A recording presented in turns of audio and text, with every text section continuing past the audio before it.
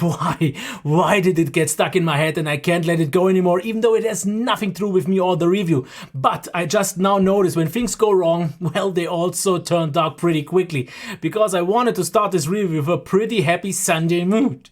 No.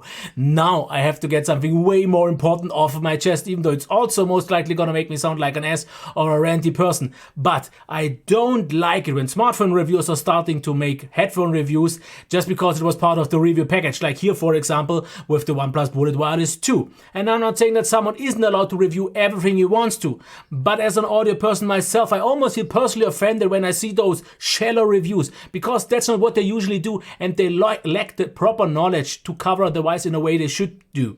And I'm not saying that I'm the benchmark here, but at least having reviewed more than 200 headphones over the past few years, since it's my passion, I don't look forward to making a pretty nice to look at review, but an informative one. And well, I hope I'll calm down soon enough to deliver you just that. With these one, it cost about $99 or euros. What we get in the package is this pretty nice but not that extremely bright red pouch, because it just looks like that on my camera. It holds closed via magnets, and you can, since the neckband is so flexible, easily store this away. Then we get the typical 3 sizes of tips along with a USB-C cable. And what I like about this neckband is that it's actually quite thin, but also still flexible and high quality. And it's also very subtle. It's not too thick or something like that. Here we have the USB-C port. Then we have this button that you don't really need that often unless you use many devices, because it would connect to the last used device. But if you just have one, it connects to that one all the time.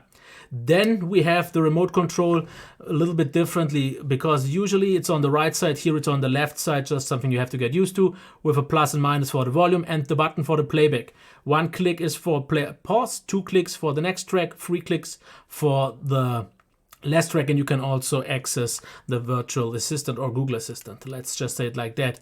I want to get into the design and shape of those earphones, because as you can see, they have quite a distinctive shape, and I would say these are shape locked. What that means I will tell you in just a second, but they are also magnetic, and once you put them together they actually turn off. I didn't actually see an option to turn them off any other way.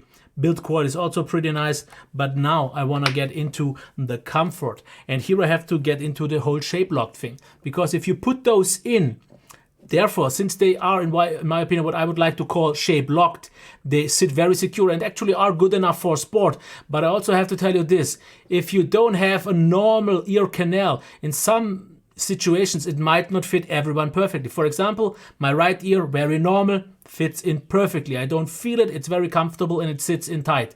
But on my left ear, where the ear canal is different, it just hits one point. Even though it's still secure, it just feels a little bit off. And if you are a person that doesn't have proper ear canals, this might not fit. If you have, then it should fit very, very well, and that's a good thing, since the long-term comfort is absolutely there. Now, about the isolation, I have to say it's definitely on the stronger side, but it mostly filters out the lower frequencies, not so much the ones in the middle and highs. That makes it still quite easy to understand people, so you don't feel completely shut off, but the isolation on its own is still pretty high.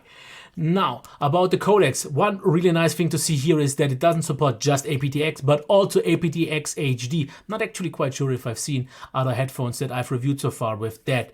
Connection, pretty fast, super stable, had no issues with that. And the background noise, it is there a little bit, but it's minimal. I don't think it's an issue unless you really listen very quiet, like all the time. In terms of volume, I would say that they are loud enough for me, and that means something, with still quite some nice reserves. I want to get into the battery life, and something that I did not expect to turn out the way it did. Because when I was on the presentation and they talked about these, they said 14 hours on a charge, and I thought, no, that's nowhere near possible. But what was even more so unlikely for me to be true is when they said that it supports warp charge and in 10 minutes delivers you, well, that's something that I didn't hear properly, and I heard 7 hours. And I said, wait, what? They said 10 hours. And I thought, whoa, not just 7, even 10, that's even more so unrealistic. Well, what I got though is about 8 hours and 30, 8 hours and 40.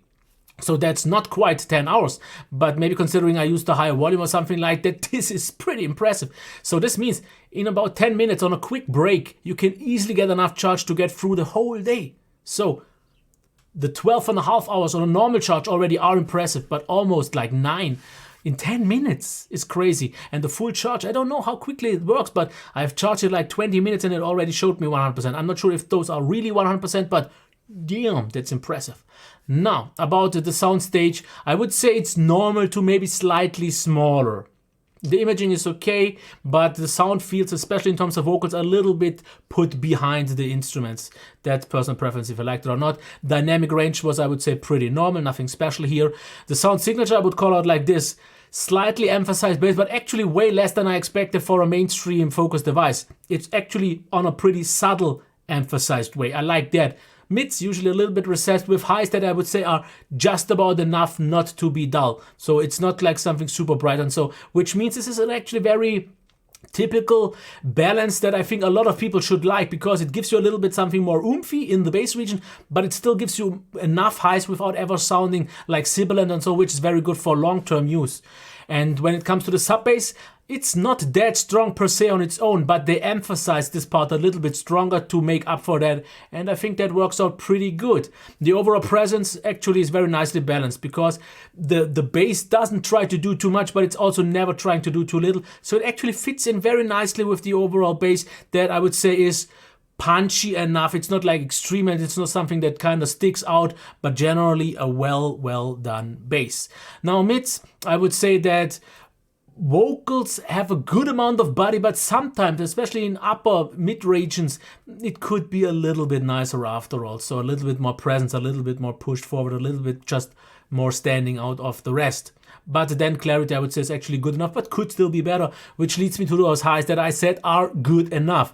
But that also means that I would in some situations wish for a little bit more, just to get a little bit more clarity, a little bit more brilliance out of it. Also, it would maybe stretch out the soundstage a little bit more. Now, the good thing is no sibilance, and it's still not dull. Even though I also have to mention that there is a little bit of glare and some little bit of shoutiness.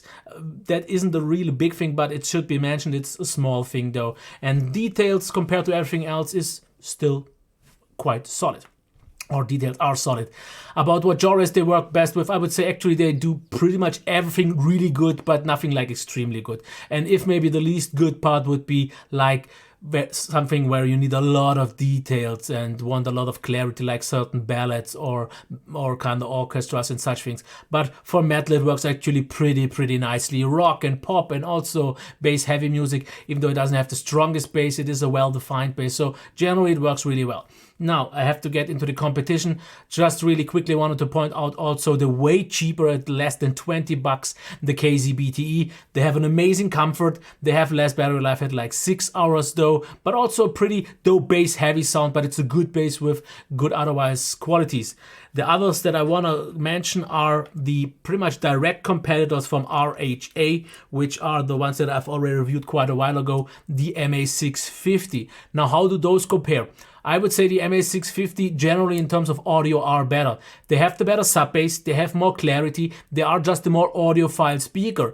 They offer about 9 to 10 hours of battery life and a slower charge. But if you are if you're just looking for better audio, these are the ones to go for. They are not quite as secure, but especially with the right tips, they are, I would say, about as comfortable.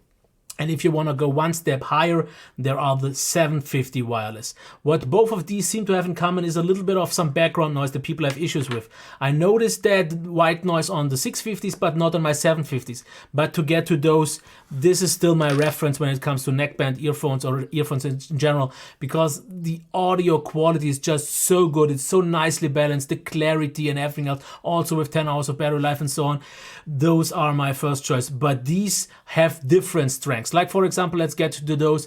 Great comfort, more secure fit than some other ones, good controls. Then we get a pretty nicely balanced mainstream sound that is still clear enough and everything else. I actually think those people will actually prefer this kind of soundstage a little bit more, the ones that want a more mainstream sound. We get great battery life, a quick charge, and we get aptX HD. On the downsides, well, it's not quite cheap, but I definitely think it's absolutely worth it. Because for who is it? I would say pretty much everyone who's willing to spend about $100. For who is it not? I can't really think of anyone unless he just doesn't want to spend much money. So to get it quickly once again to the final conclusion. If you want a good neckband headphone with a good sound, great battery life, a good comfort and fit, these are, I would say, my first recommendation. But if actual audio quality is a little bit more important for you, if you want something a little bit more balanced but are willing to sacrifice a little bit on battery life, maybe on comfort or something else, then go for the 650. And if you want to get maybe even 2 steps further, go for the 750, unless the background noise is an issue for you. And that's it. Now, I really hope this was informative enough for you, not that shallow. And if it was, let me know. And if it was helpful, or if I maybe didn't cover something, comments. You get that. Okay, until next time. Bye.